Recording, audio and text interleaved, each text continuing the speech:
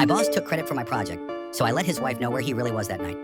I had worked at the company for 3 years, slowly climbing my way up from intern to project coordinator. My boss, Daniel, was the kind of guy who smiled at you in meetings but wouldn't remember your name in the hallway. Still, I respected him, so when I spent 2 months creating a marketing proposal that could save our struggling department, I trusted him to present it fairly. The day of the pitch, he told me he'd smooth it out and handle the presentation himself. I didn't think much of it until our director congratulated him for his brilliant ideas. My name wasn't even mentioned. He stood there soaking up the praise, smirking at me from across the room like I should be grateful just to watch. I felt invisible. That night, I stayed late at the office, staring at my notes. I wasn't angry yet, just hurt. But then I noticed something strange. An open text on the office computer. It was Daniel's, and it wasn't to his wife. Over the next week, I couldn't stop thinking about that message. It was short but clear. Can't wait to see you again Friday night. Friday night, the same night he always told his wife he was working late. Out of curiosity, and maybe a little bitterness, I started paying attention. I noticed he always left the office with his laptop bag but no charger, always wearing cologne he didn't usually use.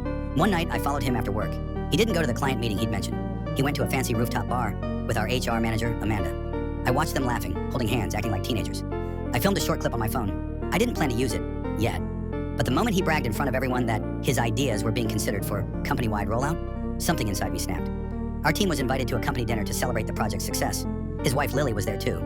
Elegant, kind, and completely unaware. She even thanked me for supporting Daniel so much. I smiled, holding back everything I wanted to say. Later that night, as everyone toasted to Daniel's leadership, I quietly sent Lily a message from my phone. It said, "I thought you should know what working late really looks like." Attached was the video. Across the table, I watched her open it. Her smile disappeared. She stood up, whispered something to him, and walked out. He chased after her, pale as paper. The entire room fell silent. I didn't have to say a word. Daniel didn't show up to work on Monday. By Wednesday, HR announced his resignation for personal reasons. Amanda transferred to another branch a week later. Our director called me into his office and said, "It's time the right person got credit."